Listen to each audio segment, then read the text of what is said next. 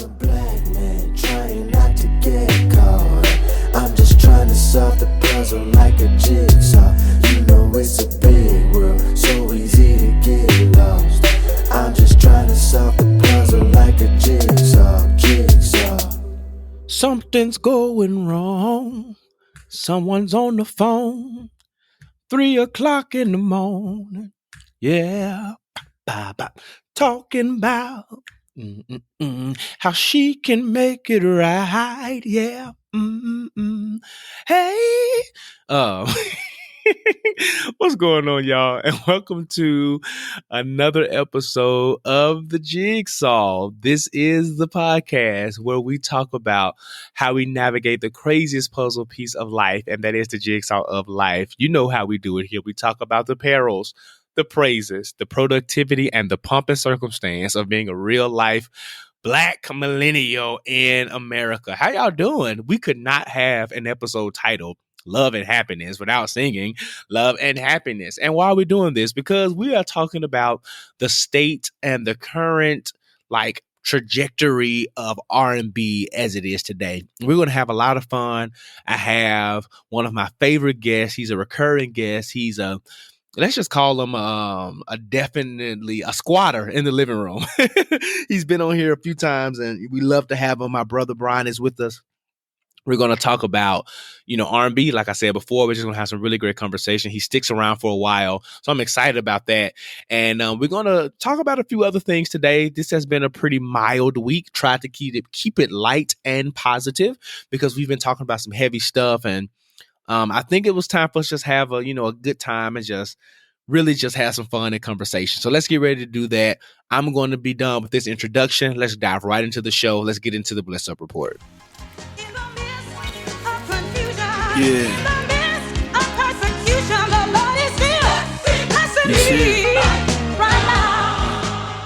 So this week on the Bless Up Report, we are going to shout out NBA player Kyrie Irving of the Brooklyn Nets.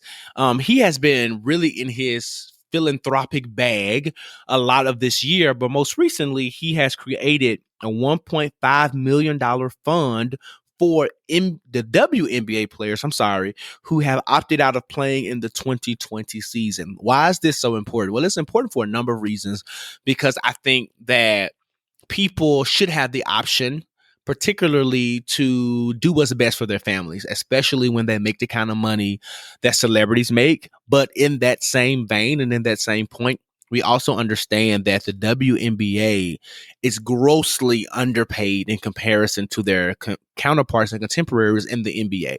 Part of it is because of just revenue generation and the support, or lack thereof, rather, that the WNBA gets in comparison to the NBA. We can get into some of those specifics in a whole nother conversation. But for all of those different types of reasons, WNBA players are grossly underpaid. So I think that this particular fund for those women who decide not to play is super, super dope. It's probably greatly appreciated by the women who have made the decision to be with their families.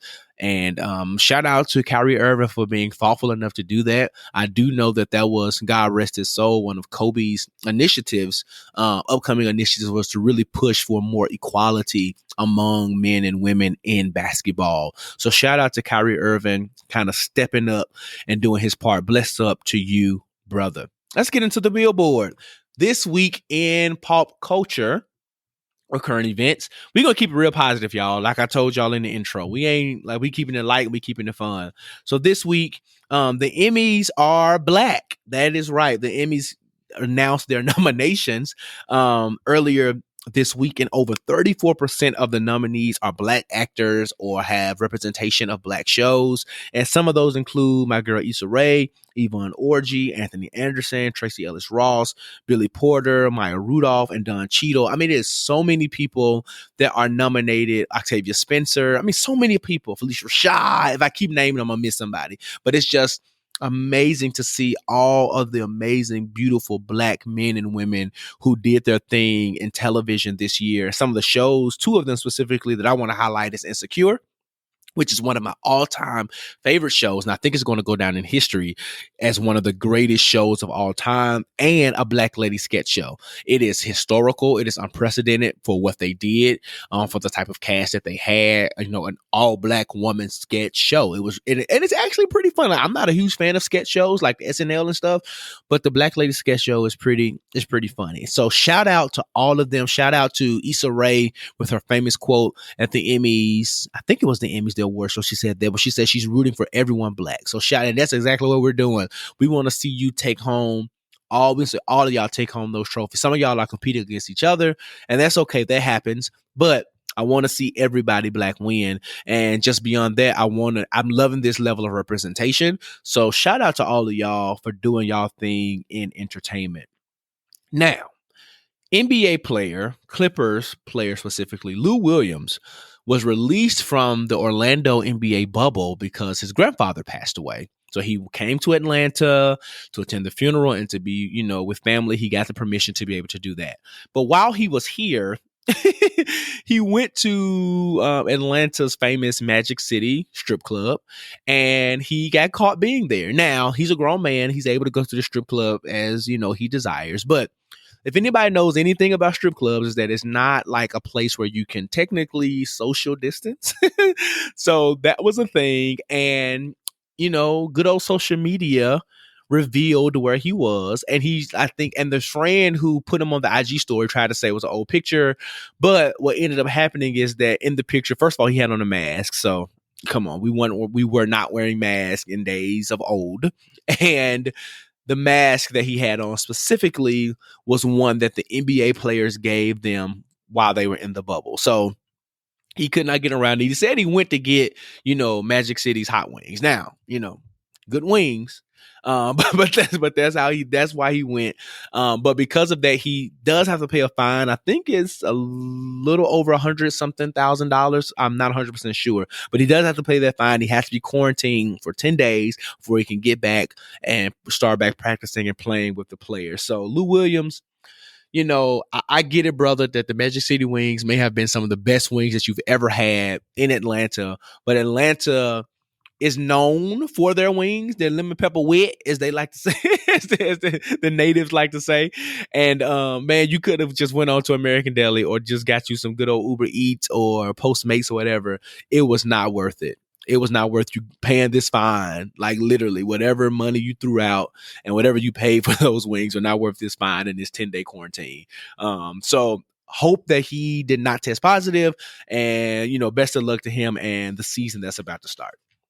As we wrap up the Billboard, I told y'all we was going to be quick because I really want to get into this show and let us get into this conversation about R&B. Netflix is upping up their Black voices game. Now, wow, again, I think we talked about it on the show that a lot of companies and a lot of people and government agencies and things like that have been doing a lot of performative work.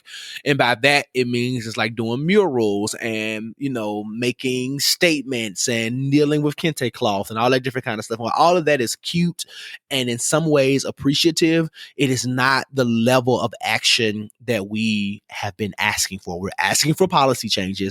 We're asking for the reformation of police departments. We're asking for laws, and we're asking for the breaking down and the disruption and the destruction of systematic oppression and racism. However, this performative juncture from Netflix by upping their Black voices game has been one that is really, really, really dope.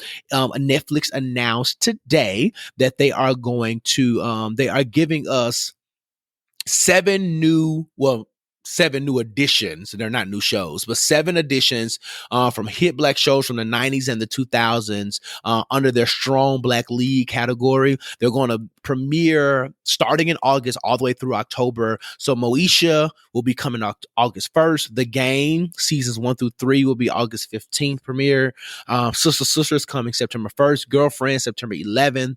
The Parkers, October 1st. Half and Half, October 15th, and then One-on-One, October 15th as well. Girlfriends is one of my all-time favorite sitcoms. It's like Living Single, A Different World, maybe Fresh Prince of Bel-Air, it's probably tied with girlfriends, probably somewhere in there. And I mean, because living single walks so that girlfriends can run, and girlfriends ran so that Insecure can sprint, right? So I love the fact that it's going to be on Netflix. I'm excited that these actors now are about to get some residual checks, and you also are going to expose a generation to these classic shows because, like, Girlfriends really isn't in syndication like that. I mean, you catch it sometimes, but it's not consistent. The Game isn't really shown. I think Sister was. The Parkers pops on. Like, as much as I kind of, I got appreciation for Monique and stuff. I ain't got to see the Parkers, but I kind of liked Half and Half. One on One was kind of corny, but it was cool, and I think those shows will really bring back that kind of nostalgia of like excellence that was consistent on television almost every night, every week, and it's going to show this generation kind of like how we look at, because I was young when Living Single in a Different World. That was early 90s, right? So I'm a baby, 4, 5, 2, 3 years old, all that kind of stuff. So it's going to show like how we like value and watch those shows and love those shows. It's going to show this generation of teenagers and 20 somethings, what we appreciated and what was great for us. So I think it's a good thing all around because we need to elevate Black voices. Just because they're no longer on television does not mean that they no longer have validity in culture and a place in society. So shout out to Netflix for that. And look forward to watching them, right? If one of those shows are your favorites, go back and go to Netflix website. It's all over the news. Check it out and see those premiere dates and get ready to binge and watch your favorite shows. I'm sure all the think pieces and all the discussions about what was toxic and problematic back then, blah, blah, blah, blah. We're going to all hear that. But for now, we're excited about the resurrection of these shows and us being able to enjoy them again. All right. You know how we do it. Grab you a snack, grab your favorite food, your favorite drink, your bottle of water, whatever it is you're going to get. Head on down to the living room. Let's sit on the couch and let's have this conversation. Can we talk for a minute? Hey, girl, I want to know your name. Can we talk for a minute? I had to sing again. It's an R&B episode. Let's go.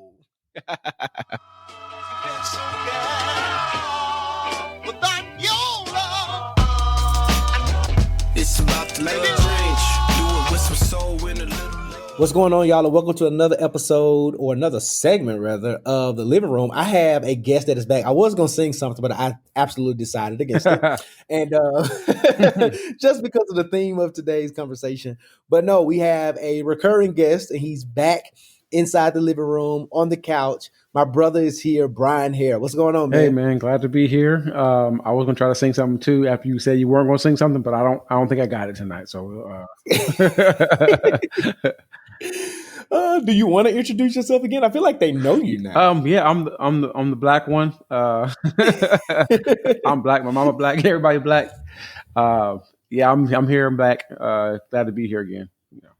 Yeah, man. So like, I said it earlier, today's conversation is going to be about the state the state of R&B.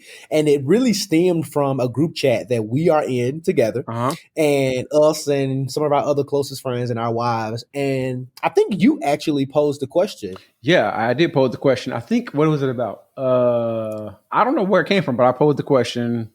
What was it? I know what it came about. Chris, our friend Chris, asked, was your wife Lauren going to get the new Brandy album? Yes. And from there, me and Marcus was like, no, absolutely not.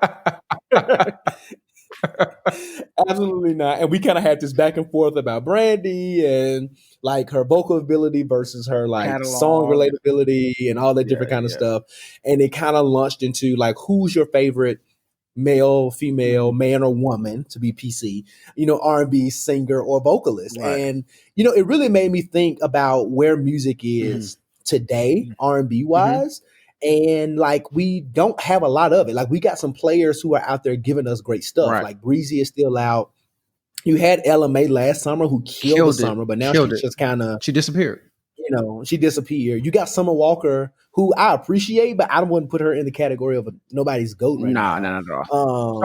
But that's kind of just like it. Like, and I don't know, am I missing somebody? Well, I think her is.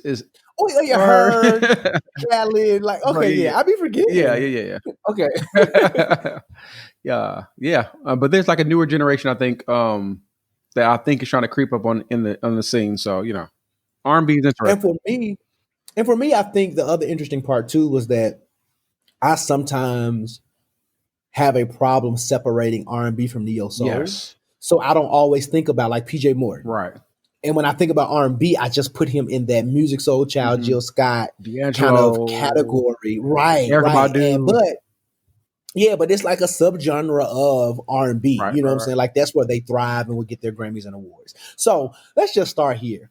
Like I think Brandy, okay, since I think she is and will always go down as one of the greatest vocalists of our time. Yes, I would not doubt that. However, okay, as far as like song recognition, she just don't do it for me. I want to be down, and her radio hits are dope, but I don't know. I think when Candy West a few episodes ago, for all my OG listeners out there, we kind of talked about appreciate it. We kind of talked about the Bryan versus Monica thing, and she says something I never really thought about it in this way, but it really brought language to how I feel.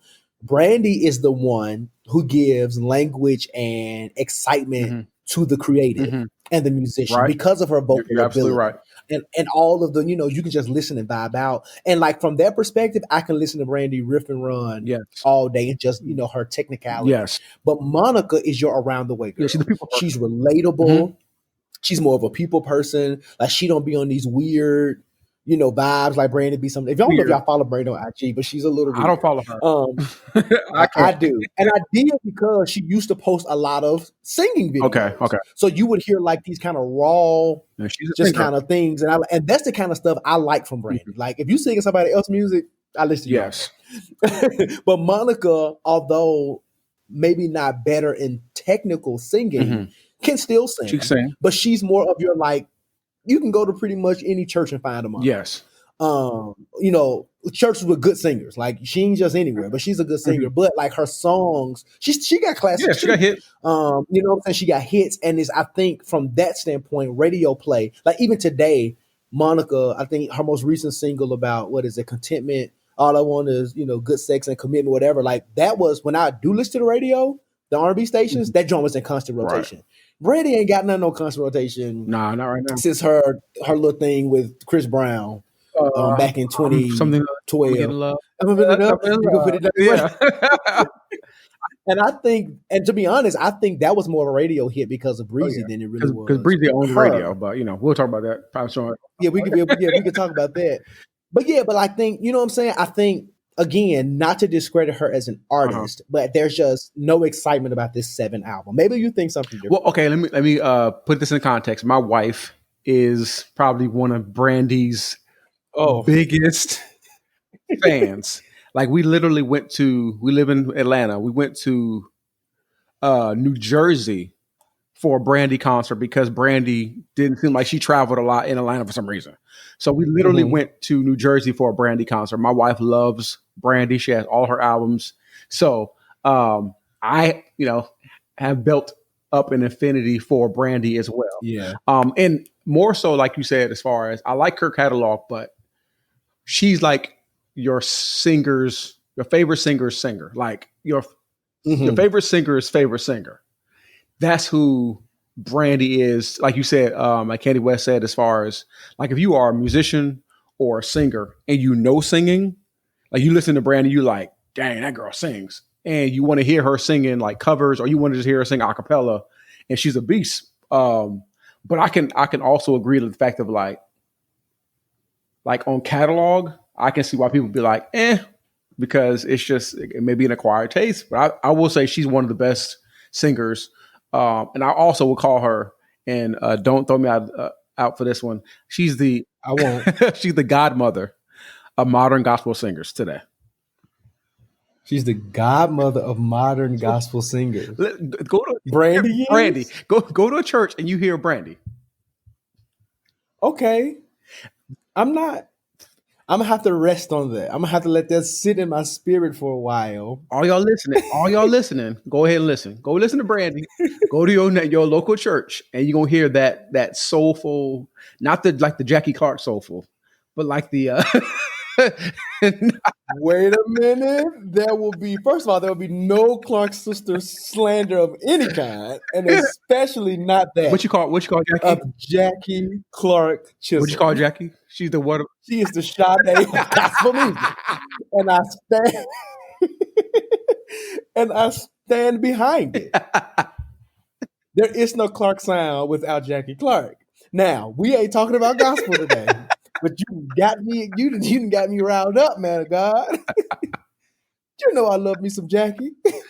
Don't do that to me. And Michelle Williams. I love Michelle Williams. Michelle Williams sings down to me. I love me some Michelle. But anyway, okay. Okay, we're not gonna do that. Okay. We're not gonna do that. And we could talk about Destiny's Child since we're talking about R&B, but we're not gonna do that. Right now. What I will say is I think the Brandy Monica thing is like an age-old tale. And another thing that we kind of brought out in the past music episode was that it's low-key an unfair comparison. Right. And I think Verzuz has showed us this. We'll get deeper into Verzuz a little bit later in this conversation. Yes.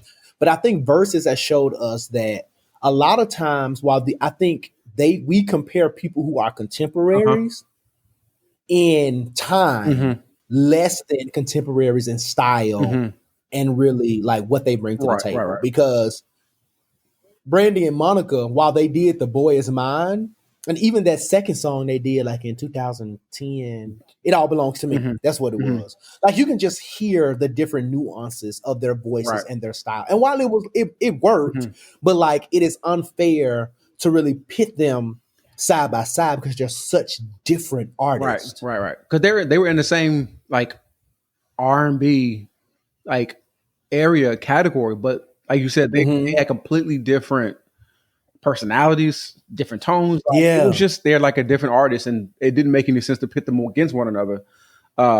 If anything, like celebrate them for their one being amazing singers, but then also like celebrate them for being different, but still both being able to pretty much climb to the charts in the same category, in the same vein, being around the same age. So I think I celebrate both of those women. They're awesome.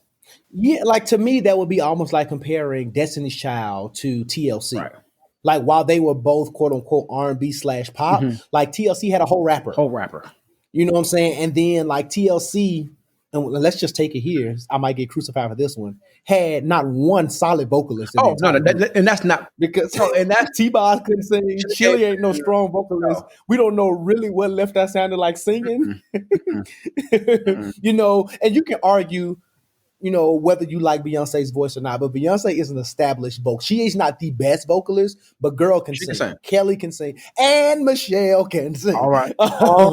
But no, like their group is based on like vocal. Whether we can argue the strength of those vocals, but their group was based on vocals. They are a more traditional poppy R&B-esque group, where TLC may have been similar in some fronts. Three girls.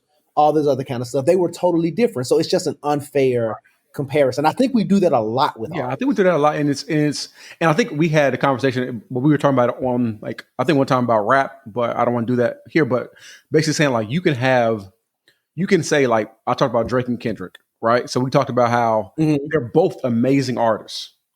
Oh yeah, absolutely. But we also want to say like, well, who's better? Like why we have to say who's better? Because it's like, they're completely different sound, completely different message. So just like TLC and even Destiny's Child, like they have completely different sound, completely different message. It's a whole thing. I think, music kind of sucks. But Verzuz, I will say I've enjoyed Verzuz because it kind of brought back some of the nostalgia or the feeling of what like music was or is, or R&B was or is. And you kind of get to see the celebration of the two artists who were oftentimes being pit against one another, like the 112 and Jagged Edge. How people try to Yeah. put against one another, two Atlanta art, and that's another example. Two Atlanta artists, groups who were completely different, but both had good vocalists. Yeah. Had good vocalists, and they were around at the same time, had great music. So great people. No. I think that's true. And speaking of, let's just dive into this versus comparison thing for a minute. I think the one that I don't believe that is going to happen because Breezy has turned it down. But there's this rumor, or there's this, I guess, desire to have Chris Brown versus Usher. There's a lot of conversation about who would win, who would stand out, who's superior. ABC 1, 2, 3. And to be honest, I don't think, and a lot of that, let me just do this, is in favor of Usher because of his longevity. And not necessarily, and a lot of people are saying that this is longevity. And a lot of people are saying, well, Chris Brown really, isn't a singer. But if you listen to Usher real close, vocally, he ain't, he ain't killing the game. He can sing. He ain't, so I think that's an unfair thing to say about Chris. Right. But the other thing that people are saying is that Usher's still out, and he was out way before Usher. Like Usher was late 90s to mid 90s when he first came out, something like that. Late 90s. So that means I was in elementary school, middle school. So he has he's a childhood versus Chris Breezy. We're the same age. So, you know what I'm saying? I think Breezy first song was out maybe when he was 16-ish, or I was 16. Run It. So yeah, or something, whenever that was, early 2000s or something like that. So first, who would you take in the battle? Or do you think there's a clear winner? Oh, I don't think there's a clear winner at all. And let me say this. I'm a Breezy. I think I've admitted it recently. I'm a Breezy stan. Chris Brown is my favorite R&B artist right now. And let me say, because I think we had in the conversation, the group chat was artists and vocalists. So, so what I'm going to say as far as my favorite R&B artist is Chris Brown. So with that being said, of all time or right now? Oh, and again, we had a hard time trying to kind of delineating between the neo soul, because I'm a neo soul guy. Yeah, me too. If we're talking about artists, all time, D'Angelo might be that guy. Music Soul Child is probably there, but I don't really put them. I put them in soul, in the soul category. If I'm just saying straight up R&B, the total package. If I'm gonna pay, this is tough. If I'm gonna spend my last dollar on a concert and an album, spend your last dollar on an R&B album or concert. R&B album or concert. Ooh, that's tough. That's tough because let me see. Confessions, it might be Usher's best body of work. Oh, absolutely. And then I think Fame. This is just my personal opinion. I think Fame was Chris Brown's best body of work. Dang. Dang. If I had to listen to one of those, I would listen to Chris Brown's album. And this over Confessions. Over Confessions. Because to me, there's more versatility in Fame than there is in Confessions. Because Chris Brown has dance music, he has pop music, he has R&B, he has ballads, he has more versatility. And even if you look at this kind of comparison, it's kind of like you have Monica and Brandy. You have Usher's Confession is if you're a musician or a singer, that's your album.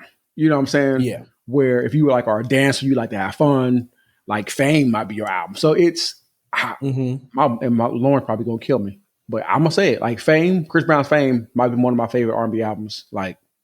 Because it's top to bottom no, it's definitely solid. And Confessions is, and I think that's where people get it wrong because a lot of commentary, I agree with you. I don't have a clear cut winner either. I'm partial to Chris Brown only in this versus battle, only because you got to think, and I think people forget this. It's two things that people misinterpret. One of them is they always like to throw albums out. Right. Even when we talk about the unofficial verses between Jumpy Key and I'm Jumping Gospel versus Hezekiah, I know me, you, and Lauren. If me and Lauren don't ever agree on anything, we agree on the fact that we love Jumpy Key. Yes. Just as a highlight, me and Brian's wife rarely agree on music. Nothing. Rarely agree on music, anything. But there's one or two things that we find like parallel roads in. And one of them is being our love for Jumpy Right. Key. Now, we both said in defense that he could just play the Strength album Yes. and kill it. You know, because Strength, I mean, literally from that opening, you know, all right, you know, when the intro thing come on, all the way to the end, to the Strength remix, it is like, you do not have to press skip on any. And if you did, it's because you probably just didn't want to hear it and not because you don't like it, right? So, but I think the mistake in that was because he played Thursday Love off the Strength album, but in comparison to one of Hezzy's hits, it lost. It didn't match up. And that's where I think people are like you can just play Confessions alone, but like if you play, I don't know, because I don't remember every song. If you play one of the non-radio hits off Confessions, and Chris Brown responded with, like, just based on how they playing song, he responded with Yo. Like in that verses, like Yo is going to take it. And I think people are forgetting that, number one.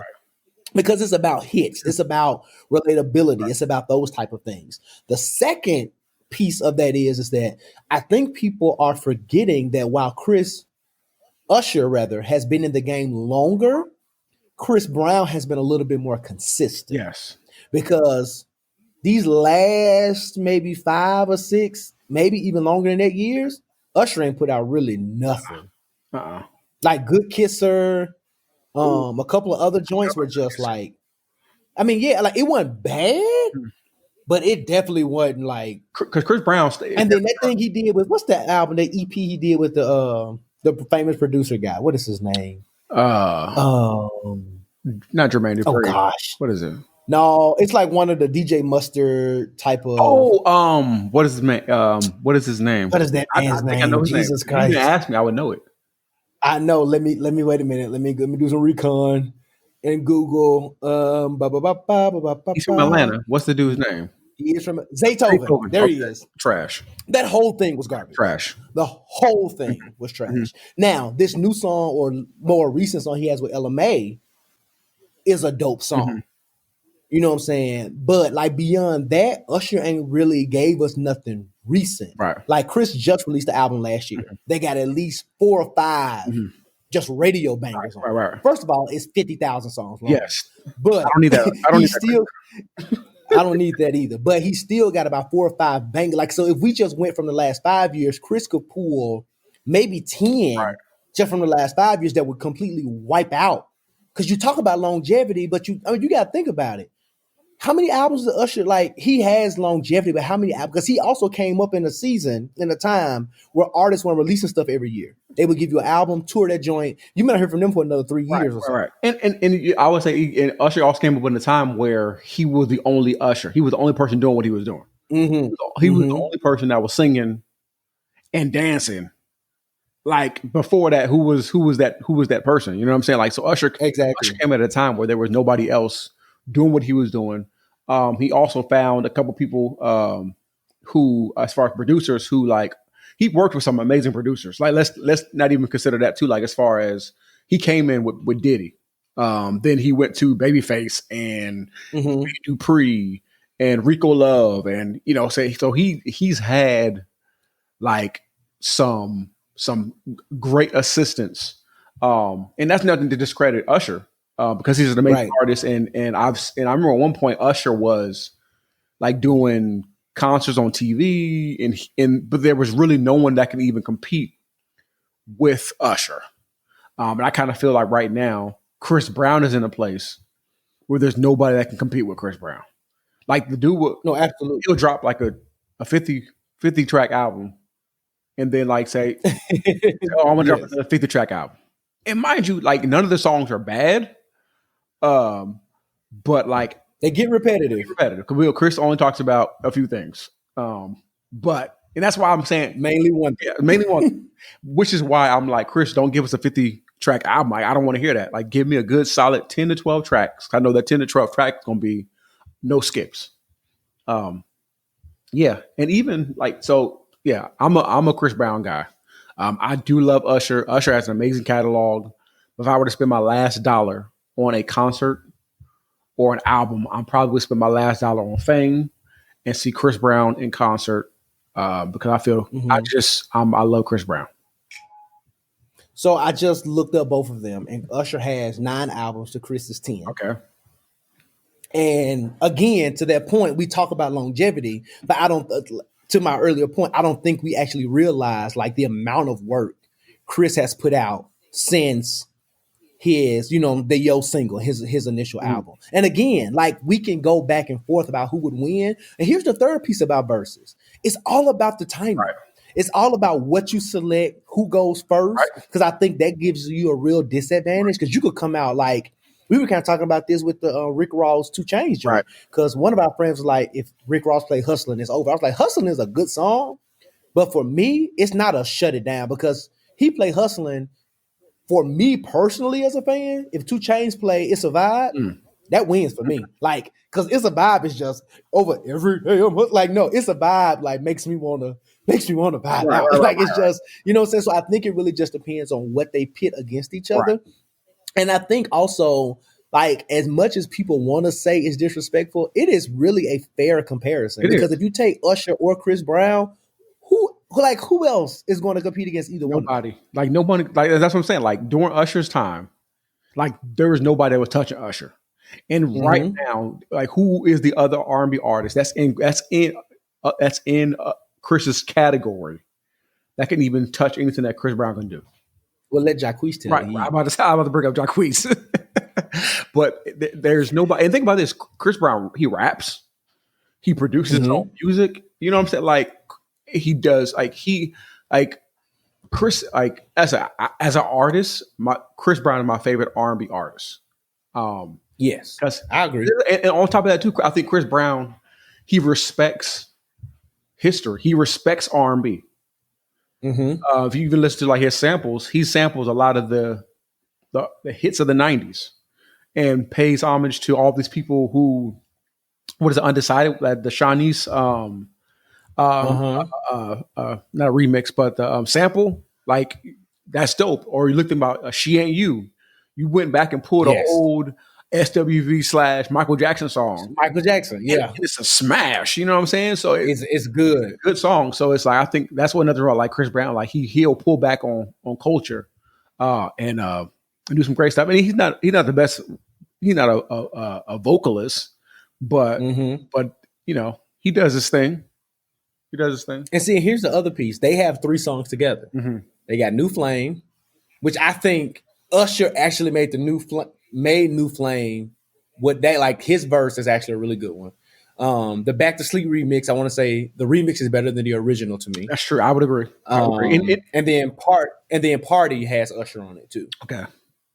And already, so to your point, there's definitely a respect factor there because he brought him on 3 different songs, 3 different albums. And then, like I said, the remix of Back to Sleep to me is just a better version of the song. Yeah. And even if you think about the Back to Sleep, he did like 4 remixes and brought back all these old school R&B artists. You know what I'm saying? So, like, you know, that's another reason why I just love Chris. Like, so, you know, I'm a stan. I'm not even going to even deny it. Yeah, me either. Like, I don't have like if I have some personal playlists of mine, and one of them is a best of Breezy, my favorite Breezy. I don't have a best of Usher playlist. Nah. And I have a lot of Usher on my Apple Music. Like, I do a lot. Me too. Like, I listen to Usher. I love Usher. You know, so I work out to a couple of like some of his stuff is real good for like when I'm lifting or like squats because it's like slower paced. So like I list like Usher's in the rotation for real. But when you talk about like fan dumb or whatever it is. Now I probably would never go to a Breezy concert only because I don't want to deal with all the extraness that comes with a Breezy concert.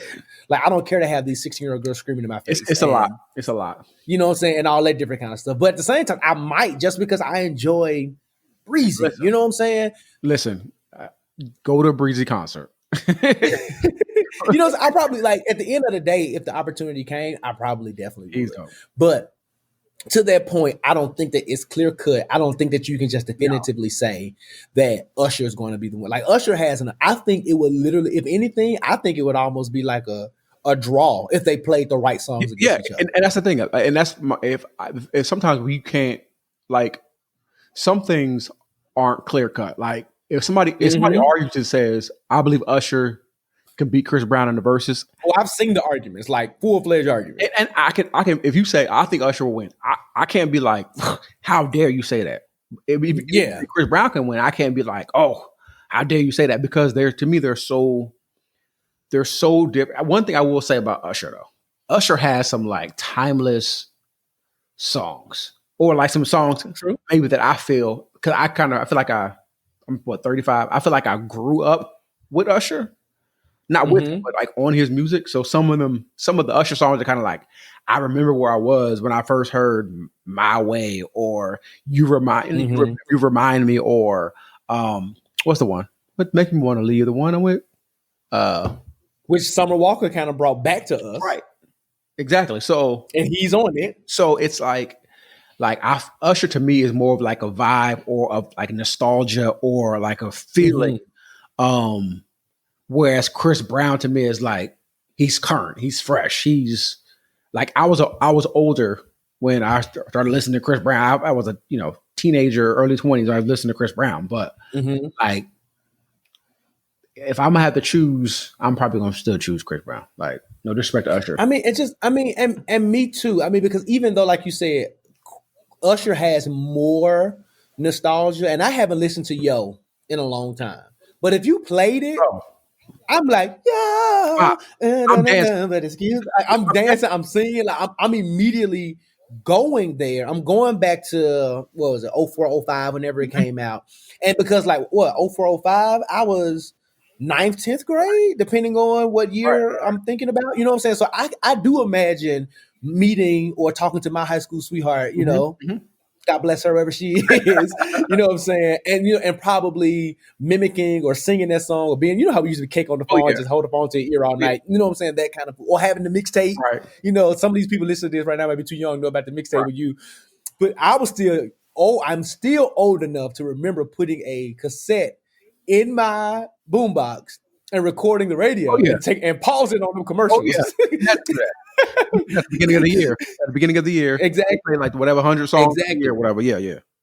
Absolutely. And then I upgraded to the LimeWire and started making CDs and stuff like that. But anyway, like I do think there's a nostalgia factor to Chris Brown too. But at the same point, even if we just do go to 2013, you know what I'm saying, Back to Sleep, Wet the Bed, like all, like those are still, and now that I'm married, like, you know what I'm saying, Wet the Bed, they are all still, and even before marriage, God bless the journey. That was still Chris Brown songs that were heavy in the rotation and brings about these memories, whether they're fond or not. Like I can still kind of remember how that made me feel, where I was. Even when you think about his whole Rihanna piece where he went crazy, when he came back with the Look at Me Now, like, even though Busta Rhymes gets a lot of the credit for the craziness of that song, it was a breezy song. So if it comes on, you know what I'm saying, you remember trying to do the like, you were like, because I tried it. I'm looking at the lyrics and still couldn't do it. You know what I'm saying? Right. And even I heard an article, I even listened to an interview when Busta Rhymes was actually talking about that song. And he was saying he sent his verse to Chris Brown. And Chris Brown was like, nah, that's not it. Like, nah, that's not it. Give me another one. So the one that actually ended up going on the album was the one that Chris Brown was the one that Chris Brown told him to come back and do. So you think about like the artistry of Chris Brown is like, you telling Busta Rhymes that your verse wasn't hot, or I don't want that on this song. Like, give me another verse that's better than this. Like, so I'm not saying Usher don't have that type of thing, but I don't see Usher as that type of person where he gonna be like, oh, come do this. I feel like Usher shows up and may help with some arrangements and stuff like that. But I feel like Chris Brown is like immersed in his music. And think about all the other like people he helped out over the years, like Tiger and all the other people who he just like Jacquees, he just jumped on the Jacquees song or whatever, just to, be Chris, or I don't know. No disrespect to Usher. I love Usher. I used to want to be Usher, like back in You Remind Me days and all that kind of stuff. like Usher, but like I'm a Breezy stan to this day. So no, and I agree. And again, because even though I am more of a Chris Brown fan, I think we can leave it here and kind of go a little bit, deeper into some R&B conversations. I'm a Breezy fan. I still don't think, like, to your point, I'm never going to say you're crazy for thinking Usher can win. I'm not going to say you're crazy for thinking Breezy can win. The only hill I'll die on, it is a very separate hill of that than Terry Crews. Because every time I think of that phrase now, I think of that idiot. But the hill I'm going to die on is the one that it is not clear cut. It's not clear cut. And you cannot definitively say, if you do that, it's because you are so caught up in your fandom of one particular artist that you're losing your ability to like be unbiased. Right. It's you know what I'm saying? Like I'm a Breezy fan. Like going to the John P. Key thing, I'm a John P. Key fan over Hezzy, but I will admit Hezzy took the W that night just because of song placement and things like that. Yes, you know what I'm saying? But I just feel like if John played some different songs, played at a different time, things like that. You know what I'm saying? I think Hezekiah knew how to play the game. I think that was the thing. What it was. Too. Hezekiah came to war, and John P. Key came to just play the song that he wanted to play, and that he wanted to play the songs that probably spoke to him the most. And that's the thing about artistry too. What you think, and that's the other thing that I think Verzuz should probably have rules. Right. It ain't about what you think. Right. Is like these are literally about the hits. Like when Timbaland. I saw tweeted that Bow Wow, he didn't think Bow Wow had enough hits to be in a verse. Now Bow Wow responded with 21 songs, like, I can do this, even though he's claiming he don't want to do it. But my point is like Timbaland and Swizz Beatz are clearly thinking about do you have 20 radio? Like, I love SWV, but I don't think that they could be in anybody verses. They probably got good they got 20-something songs, but they probably got a solid like maybe 6. Right. For real, that's like we would know and quote and blah, blah, blah, blah. So like, while they probably could go against In Vogue or somebody like that, both of them probably got 6 or 7 songs apiece. Right. And they're done. Unless they start pulling stuff that we don't, you know what I'm saying? Like, I'm an SWV fan. So I may know some of the, songs on their albums. But like, you know what I'm saying? Like, if the public ain't gonna know, track number 12 on the debut album, like, you know what I'm saying? Like that's not gonna be common knowledge. So I will say, even though it's not going to happen, I think it would be great for R&B. I think it would be great for music. Absolutely. I think that one would freaking blow up the internet. Yeah, it would. Because it would be, to me, if anything, it don't have to be a versus. Let us be a celebration of two R&B kings who pretty much have owned the last 30 years, maybe I want to say of almost. Because Usher's first album, when I was looking at it, came out. Now nobody knew about it. It came out in '94. Yeah. So. Came out in 94. I was a solid 5. And I'm sure that's when Usher was just trying to make it. Right. But yeah, like that's, if you were born in 94, how old are you? You're late 20s. Yeah. You're late 20s. I'm just putting that there. What's that, 26 now? Yeah, we were 2020. Yeah. So. Yeah, 26? Yeah. So that's like 26 years of music. And Chris Brown came out like, maybe 10 years later. Like 04, 05. So you're talking about a solid, between the two of them, over 30 years of music. So yeah. I would say I would root for Chris Brown, but I would there's no clear-cut winner. There's no clear-cut winner. But just speaking of Chris Brown kind of being the king of R&B, so to speak, the reigning king, people will say the reigning king. The reigning king. Now the argument could be that Bobby Brown is the king of R&B.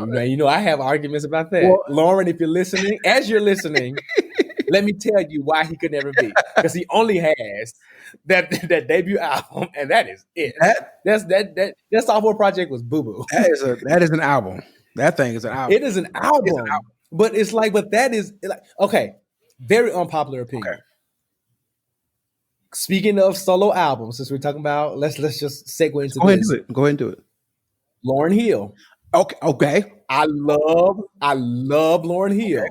But as Lauryn Hill, not Fuji, as Lauryn Hill, all she has is the miseducation of Lauryn Hill, and even today she can't even sing in the same way because of all of her, her legal stuff.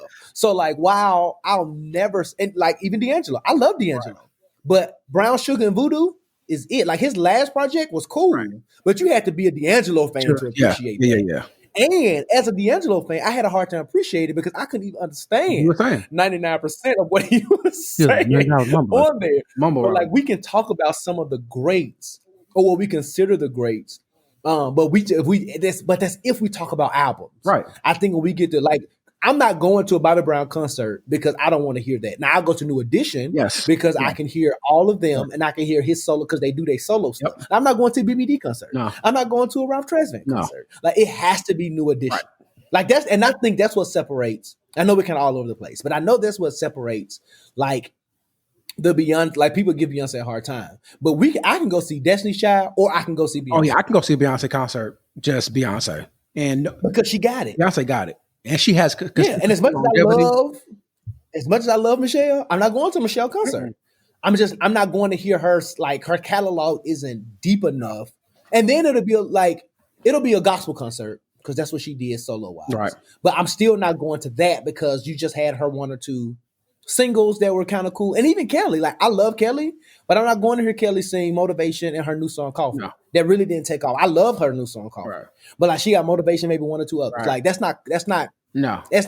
No. You know what I'm saying? So I said all that to say, let me wrap it up. Let me wrap it up into my general statement that I want to bring us into is that do we have any more artists that can give us what maybe Luther Vandross gave us, or Stevie Wonder, or Aretha Franklin? Not necessarily in terms of talent, because I think, like, to your point, Brandy, vocalist. Yes.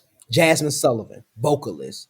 I know that we're taking Music Soul Child kind of out of, but as far as, like, catalog from I'm gonna kill myself because I can't remember his name. I just want to sing. I just want to sing. There it is. I just want to sing all the way up until Music in the Magic in the Music. Yes. Music in the Magic. Like, those were consistent. That's a run. Everything after Music in the Magic. Trash.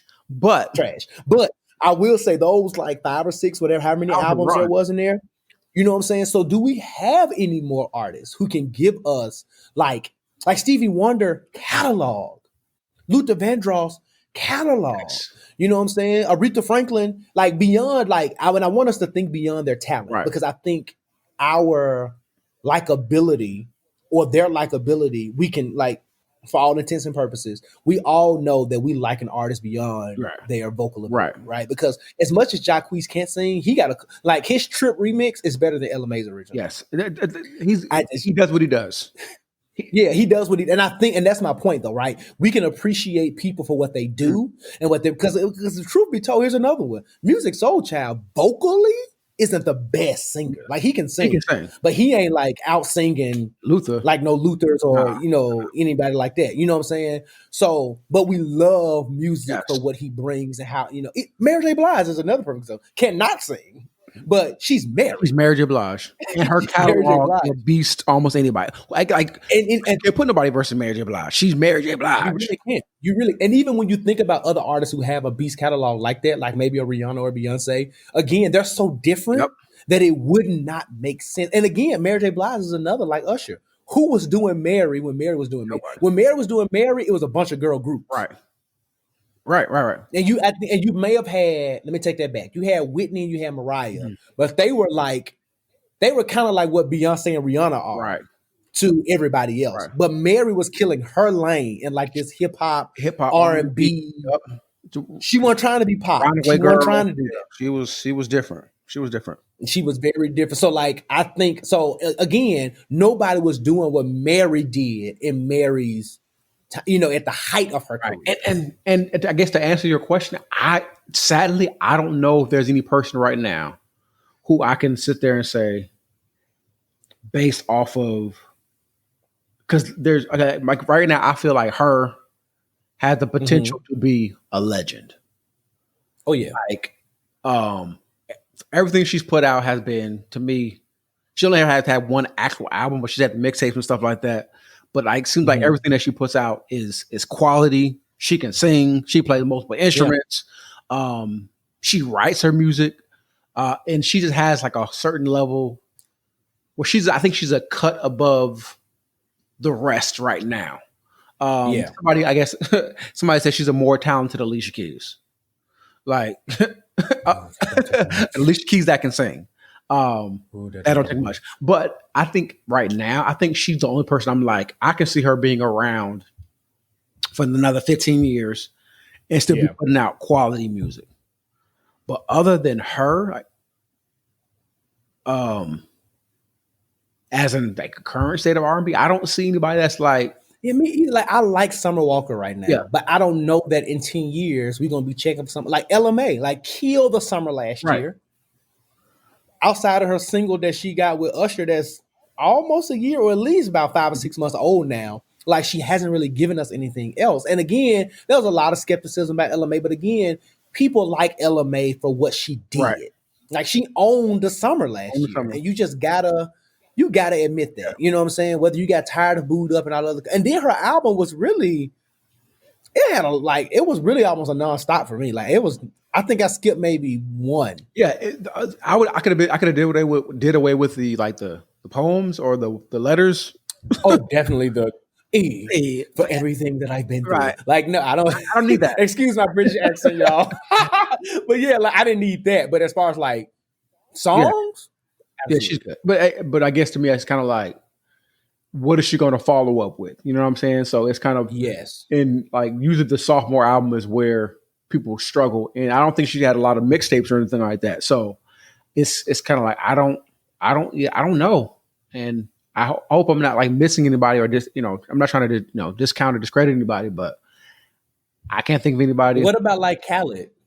I like Khaled, but I don't see Khaled being okay. So I think I call like this new kind of age singing like melancholy, like melancholy R&B. It's like it's a vibe, it's a feeling. And kind of like even like Sir, like Inglewood Sir.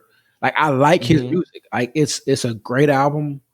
But like will you okay, like perfect example, like John Legend. You've seen like a certain level of growth and development with each album that he's come out with.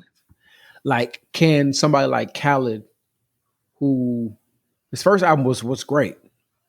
Yep. Like, I agree. will they continue to evolve as artists, or will they continue to put out the same like melancholy music? Right. You know what I'm saying? Like, Right. can you, like we talk about Usher and Chris Brown, they've evolved with the times. You know what I'm saying? Where Usher was doing ballads at the first part, and then he went to like with Lil Jon and Ludacris. So like I just don't see an artist right now that I feel like that has the versatility other than like her to like evolve into something better and have that amazing like catalog in like 10, 15 years. I think, and again, it goes into the neo soul piece. I'm putting my money on PJ. Okay. Because I think right now people are jumping on, the Paul Sylvester Morton Jr. bandwagon.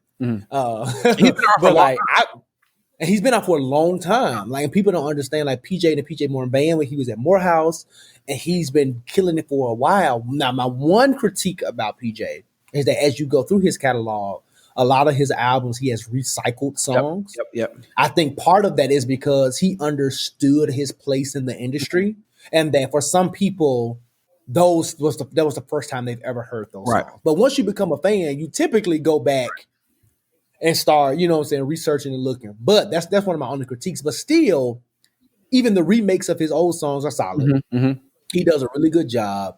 You can tell he's very Stevie Wonder influenced. And I think at some point, whenever we get to honor him at the BET Awards or whatever, like you will have a host of songs to choose from. You know what I'm saying? So I think, and because even though he's been out a while, he's emerging now to like this level of fame. Like he won his first Grammy and stuff. Was it this year or last year? One of these years. I think it was last year. Gumbo come out. It was for Gumbo, wasn't it? Yeah, it was for Gumbo. Yeah. So maybe last year's Grammys. But like now he's becoming like this kind of more present in your face type of artist and things like. And I think Maroon 5 helped with that. Definitely. For one thing, because they was like, oh, wait a minute, who just ran the black dude off of such up. But yeah, so like I think as far as, because I don't see, unless he pulls a Music Soul Child on us, I don't see PJ like just falling off musically. And just giving us terrible stuff. I think the other thing about PJ, why he rehashes some stuff, is because he's very methodical about what he puts out, how he brings. Because like Gumbo will go down as a classic album. I mean, it is class from the studio to the live. They both are just mad dope. So I outside of him though, and it's kind of hard to put him in that category because he has been out so long, and you have to be like a real R&B kind of neo soul fan to know that. I don't, because I'm thinking through, like, you got the Janae Aiko's who she's cool, but I don't. She does the same. Yeah. Nothing has changed. She does the same kind of thing. Chloe and Halle are cool, but I don't know what their future looks like, and I think it's too early to kind of tell. Right. Oh, what about your boy like Trey and Tank? And I think you think they're done as far as like the height of who they are? So Tank is probably one of my favorite voices in R&B. So when we talk about the boy can sing. Artists and then voices, Tank is probably one of my favorite voices in R&B. The thing about Tank is it's tough because it's like he's an amazing vocalist, but he often tries to like do the new age like Chris Brown type trapping B type stuff, and that's not him. And to me, it doesn't, like, we want to hear about sex when it comes to Tank. Give us some good baby making music, some stuff that we can, turn the lights off to, some ballads, some just sing. Like, I don't want to hear no 808s or whatever. Like, just sing, brother. Like, just sing. Give me a piano. And I think he came out with something recently, like something called like While You're Waiting or whatever. But it was just him, the piano, and just singing, and I rocked with it because I just want to hear you sing, brother. But yeah, Tank had put on good since Ready. I want to say Ready was a great album. I think that was one. I think that was Trey Songz's premiere album was Ready, because then he came out with Passion, Pleasure, Pain. Right after that, that was garbage. Who else? I don't know. I don't. Yeah, I can't think of who else is out there. I mean, I think there's some major players. You got. Let's just throw neo soul in. You got Ari Lennox. Yeah, she's great. I think she's. You got some other people who are kind of in R&B. You got Kehlani. You got Tiana Taylor. I think the future of R&B is going to be rested in knowing who some of these underground, kind of not so popular artists are. Not to say that Kehlani isn't popular, but I just like when you think of some of the GOATs, her name isn't readily available. But I do, because like I listened to her latest album and it's pretty cool. Like, it's good. Yeah, it's a vibe. But I don't know if I'm like, when we're having this conversation, I'm ever going to be like Kehlani. Like, don't forget Kehlani. Or ever I'm gonna ever forget Janae Aiko. Like, again, like she's a one-trick pony as far as like she's super sexual.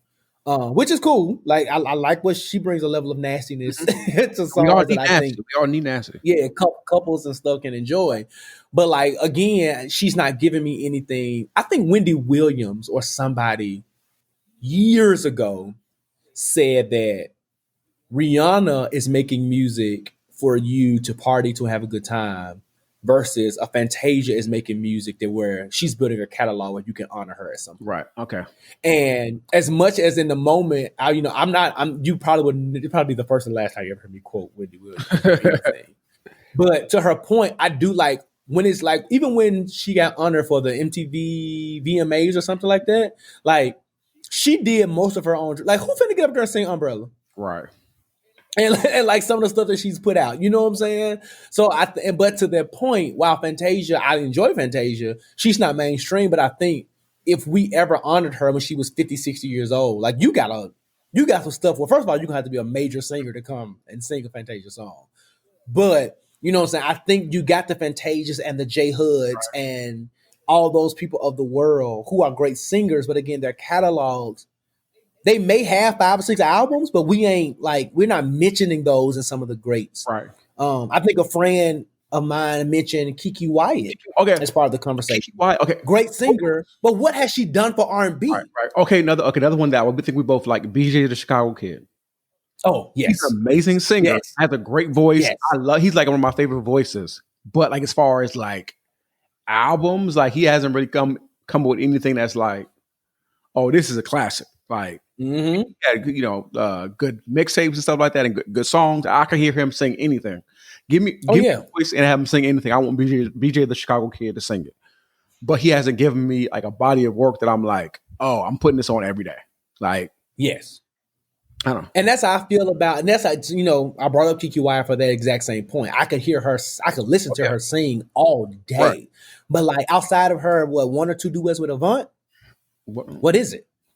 Yeah, she's the person that you want to have her sing at like a tribute. She can do all the She tributes, does a tribute. all of them. I don't want no album from Kiki White. Yeah, no, like I only want to hear Kiki White if there's like this massive R&B lineup concert, and she's a part of the lineup. Like, let her sing her 1 or 2 songs, right after Avant set, so they can do them together, and and let that, what I'm saying, let that be. But I don't think that takes away from who she is as an artist. But I do think it kind of shapes, almost in a sense, where R&B is and is headed. I think we got some people who may not be as strong vocally as a BJ or Kiki, but they have some solid albums right now. They got some really nice hits. But I think as far as like our next generation of like like legends, quote unquote, like I think, and hear me clearly, audience, I am not saying that these people are the same.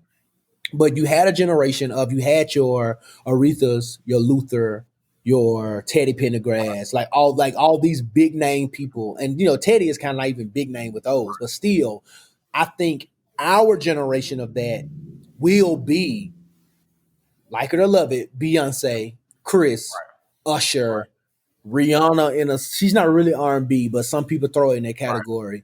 I think those are our huge names, because think who else is on the level of those 4 or 5. Not in R&B. Like right now, if you ask our mamas, they gonna call out the names we just called out. They know Chris Brown, they know Usher, they know Beyonce, they know Rihanna. But I'm more so talking about like of like when they would listen to the radio, they gonna say Stevie, Luther, Prince, what I'm saying? Like all, like when you think of like superstars or legends. So when we, like me and you, like you have a baby, I got young kids. Right. So when they're listening to music, and be like, and I don't know, people got crazy names now. So maybe somebody named in the future be Lil Turtleneck. And Lil Turtleneck is the new, whatever. I'm gonna be like, that was Chris Brown. That was Usher. That was he was our Beyonce during that time. Mm-hmm. Or I'll throw John Legend in there. John Legend is part of that conversation. John Legend good. And his latest album is actually, he took us back to old John Legend in this new one. That when the Love in the Future, Love in the Future, and them, that was not good. Them two was like, I don't know. Snooze fest. Yeah, I ain't like that. Yeah, because he started missing the mark with Evolver. Is when it started. Evolver to me, it wasn't bad. I had to listen to it like 4 times before I can be like, oh, I can get with this. Mm-hmm. But like it's not no. Yeah. Oh, it ain't no Get Lifted. No, it don't Get Lifted. Get Lifted is a classic. Get Lifted is a classic. The only song I do skip is whatever that feature he was. Oh yeah, I can change. Yeah, I'm just like, skip. That's not a good one. What is this?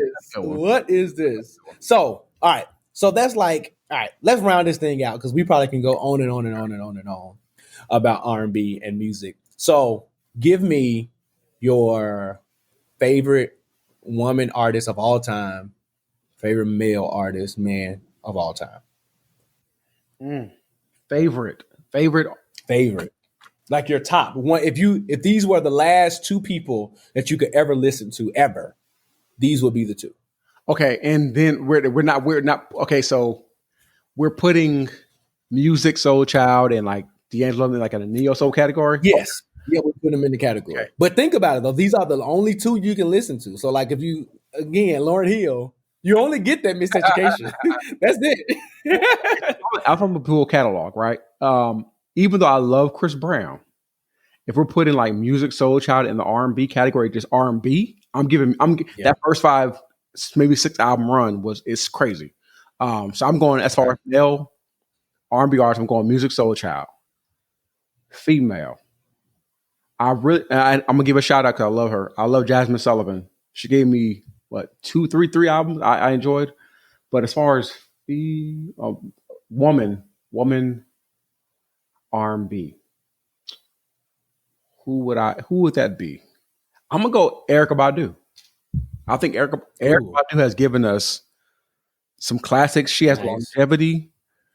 She has a bunch of albums that if I had to pick a one woman, it will be Erykah Badu to listen to her whole catalog. And then male, Music Soul Child. Final answer. Okay. How about you? So for me, if I had to go catalog, And if I just had to listen to them, only two, I'm going Mary J. Blige for Ooh, one. that's a good one. That's a good one. That's a good one. And man, I'm going PJ. Okay. And PJ Morton. And only because for me, literally in music, and it's hard because I want to say Music Soul Child too, but for me, there's this level of I was always more of an R&B fan than a rap fan because this is how I grew up. My dad grew up listening to the oldies station. Oh.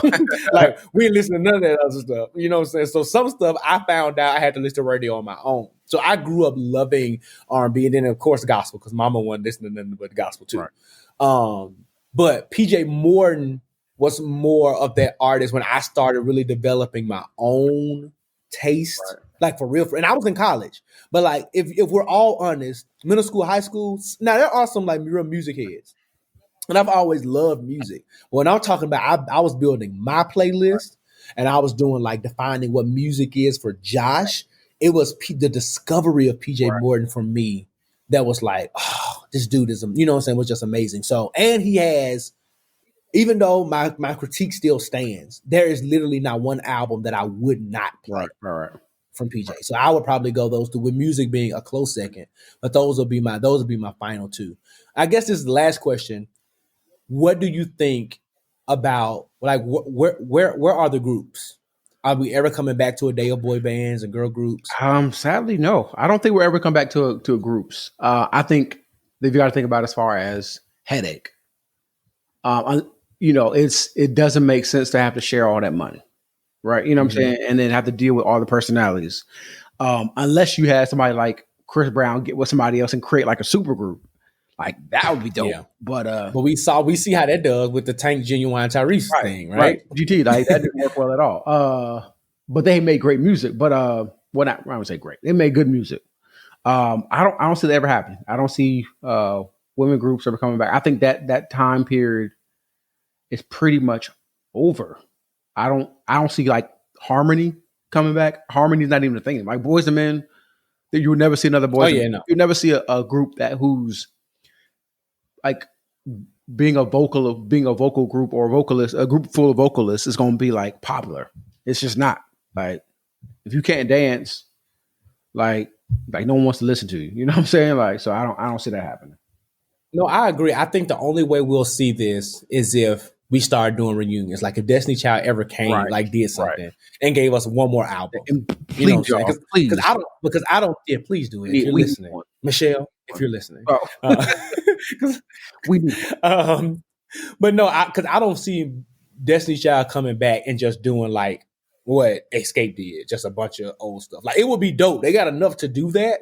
But I also see if Beyonce comes back, they coming back with an album. Yeah. Oh, and I think to your point about sharing the money, I think Beyonce stardom is so apparent that Kelly and Michelle know what's up. Like it won't even be this thing of who gets the bigger check. Right. We know who's going to get the bigger check. You know, it's just going to be understood. Versus to your point, I think the only way a group will work is if we see something like a Chloe and Halle. Right. They're sisters. Right. They probably split everything 50-50. At some point, one of them probably will go solo or both of them. But I think that's the only way that we'll ever see. I think nothing more than a duet type thing is ever going to be realistic beyond the days of yesteryear. Right. Okay, that makes sense. I can believe that. I don't see that happening. I don't see that happening. All right. So, brother, we're about to wrap it up. Tell the people one more time how they can find you. All right. It's your third time in the living room. Y'all should know by now. Yes, my following number should be going up. Instagram, I am Bryan Haire. That's Haire. Facebook, my page is public. I think it's public. My Instagram page is public too. I think that's it. Yeah. All right. Well, this has been another segment of Living Room. Always dope to have you here. We're gonna go and talk about some Black man self-care. Let's get into it. What's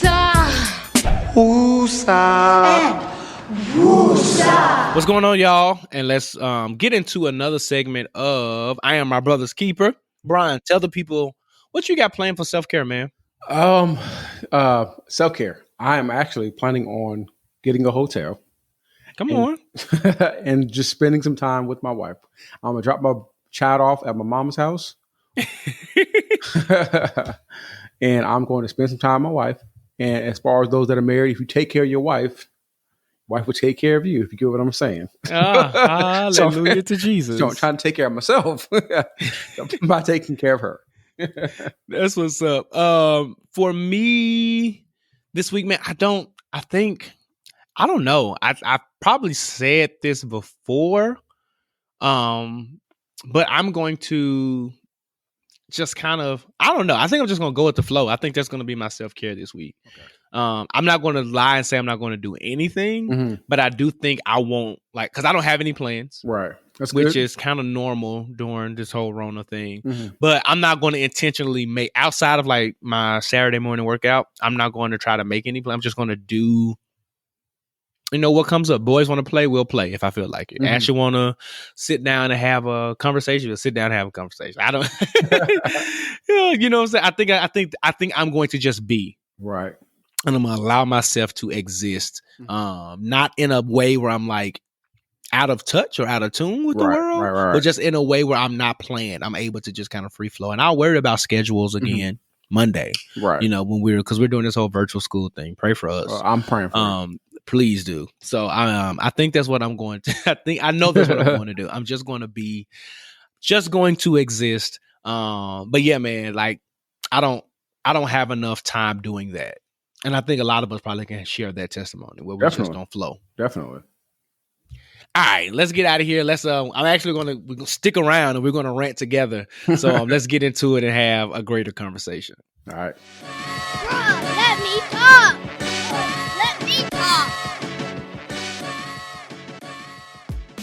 All righty. This week in a greater conversation, I'm gonna go first, and I'm gonna allow my brother to close us out this week as he goes off on people about whatever's on the Lord has put on his heart. For me though, I want to talk to you ridiculous, selfish, almost self-righteous individuals who want to engage in conversation in a number of ways. It's really two of them without asking how you're doing. Do you not know that we are in a whole pandemic? People are unemployed. People are losing family members. People themselves are sick. We are in the continuing, recurring global pandemic of racism and social injustices. And for you to just come at me, especially if we haven't conversed in a while, and number one, ask me for a favor or to do something, or to just jump into a conversation as if we just buddies like that without saying, Josh, how are you? How are things? Blah, blah, blah, blah, blah. Like, miss me with that. Who raised you? Who is your mama? And why didn't she do a better job telling you that it was common courtesy, even if there was not a pandemic, to just say, how are you? And actually mean it. Not from a perspective of just conversation. Like, my mom is legit the person. Maybe this is where I get it from. If I be like, hey mom, what you doing? She'd be like, and I'm fine. How are you? Like, she go, like, don't ask me how I'm doing, like where I'm at. Like, I mean, ask me what I'm doing, where I'm at. Like, we ain't talked all day in a couple of days. Like, I could be going through it right now. And I'm saying all of this because I really want people to be more sensitive, especially during this time, to what's going on. Don't always assume because I'm the strong friend or they're the strong friend or they get all this other, because I've been unemployed since April. And it has been a journey trying to navigate the unemployment process, making sure that I'm still providing for my family, ABC 1, 2, 3. So you could really catch me on a very piss poor day. And for me, some days, and it could be selfish for me, but allow me to be me. I need to be communicated and loved in a way that serves me. So let me just speak from me. And what I'm saying is that for myself and probably a whole group of others, like, just take the time and be like, hey man, how are you? Like, me and Bryan talk every day, whether it's one-on-one or in our group chat. So it's almost unnecessary, because when there are moments we kind of update each other and things like that. But I'm more so talking to you casual, quote unquote, friends, you acquaintances. And I know quarantine has you want to reach out and be friendly to people that you probably ain't talked to in a minute. But in the midst of your doing that, don't go back and just start reminiscing on the way times were without at first checking in and seeing how I am, what's my state of mind, how's my family, all these different types of things. And that's another thing. Don't ask about me without asking about them. I'm a package. Now they get on my nerves. My wife get on my nerves. My kids has been getting on my last nerve. But we are a package deal. So if you don't want to know about all of us, then don't ask. Okay? And I just want to let you know that y'all need to do better. Like really do the work of being less self-absorbed and more cognizant to how your brother and sister may or may not be feeling. That's it, though. I'm done. Bryan, what you got? Joshua Jamal Rogers the first. I mean, man, God said my whole government. Wait a minute. And this goes out to and not to be sound like I'm I know it all or anything like that. And this doesn't go out to those people who have kids or who are probably more working class and can't afford to take off work, or you have to work every single day to make ends meet and put food on the table for your children. But these parents and people who are treating teachers like they are just trashed and can be thrown to the side because you want your little nasty, snotty-nosed child to go back to school because you don't want to deal with them. Like, I have a major problem with that. Like, I've really seen these parents sit there and act like teachers are just nothing because you don't want to deal with your child. Do you not like your child that much that you would rather them be put on somebody else? And think about this. If you don't like your child, the teacher probably don't like your child. We probably don't like that little rugrat either. Right. We don't like your child either. And mind you this, they got 30 people in that classroom. They don't get a lot of money. A lot of the resources that you don't pay for, they have to pay for out of their own pocket. And you want them to be sick. You want them to have to deal with all these snotty-nosed kids. My child was in daycare for 1 week, and her tail got sick because somebody was sending a snotty-nosed child, sickly child to daycare, get my child sick. And you think you're going to have all these kids coming back to school. They're not going to wear their mask. They're not going to wash their hands. They're not going to walk in single file line. Like, you really expect you have all these kids to come back to school and sit there and be in the classroom, not touch themselves or touch somebody else. You have to be ridiculous to think like that. So I don't understand how you think that by sending these kids back to school and putting these teachers in danger makes your life any better. And it's funny how you see people who are always talking about protect the police and back the badge and stuff like that. However, you have people who are sitting in classrooms teaching your child how to be a better person that you can never teach them. And you want them to be exposed to sickness and things of that nature. It's completely ridiculous. It's ludicrous. It's, if anything, it's really disrespectful to think that your life, we're talking about all lives matter and stuff like that. You to think that your quality of life is more important than the teacher, because you want them to go back to work and be exposed to all this stuff. You think that your quality of life is more important than somebody has to deal with your child. And think about this. You only have to be exposed to one person. That teacher has to be exposed to 30-something kids. So they have all these opportunities to be exposed to something that you don't want to deal with it yourself. So that has been bothering me. And these teachers don't get paid enough. And I would encourage these teachers, if you feel like you're being pressured to go back to work, y'all get together, y'all strike, and let people do what they got to do. And that's my issue for this evening. Teachers, I support you. Y'all deserve to get paid more. What you do is valuable. You're molding the minds of the future. Keep doing what you're doing, and I appreciate you. And the greater conversation of it all is kids are nasty. They are disgusting. Have you seen the meme where the cat cough? That's literally how they cough. Listen, my daughter does their mouth. They don't cover their mouths. Like when we try not to take Jaden and Josh to any store. Oh, it's disgusting. But when we have to, we do. And they complain about their little mask for the 15 minutes we're in the store. So imagine a 6-hour day. Right. Or like you said, for daycare, if I'm at work, maybe a 9 to 10 hour day, you know what I'm saying, for a small child. But anyway, we're not going to go down that. This has been another installment, another episode of one of your favorite podcasts on Cicely Tyson's Internet, The Jigsaw. By way of announcements, y'all know what's going on. We're going to start our Sunday school sessions real soon, where we have our inspirational moments. As soon as I have the first one lined up, I'm going to give you the date. I'm going to give you the date so we can have those kind of Super Soul Sunday things going for a minute, for a moment of encouragement to end your weekend. As always, you can follow the pod on Instagram at The Jigsaw Podcast. You can write into us for your questions, your comments, your concerns, all that great stuff. If you have a black shout out, black excellent shout out that you want to bring to the table, if you have something that you want to rant and rave about, or if you even got a self-care moment that you want to share, you can write into the podcast at thejigsawpodcast@gmail.com. I will be sure to read it and screen it and field it and all that other kind of stuff and make sure that you are represented here. I love y'all to life. Thank you for supporting. Oh, subscribe to your mama, your black mama, your white mama, whoever your mamas are, they aunties, they cousins, they daddies, and all them other folks to subscribe, rate with 5 stars only, and leave us a positive comment. We're going to wrap up the show. But, as always, don't let life catch you slipping. Do what you can while you can, but don't ever get caught with your work undone. It's a wrap, y'all. Love y'all.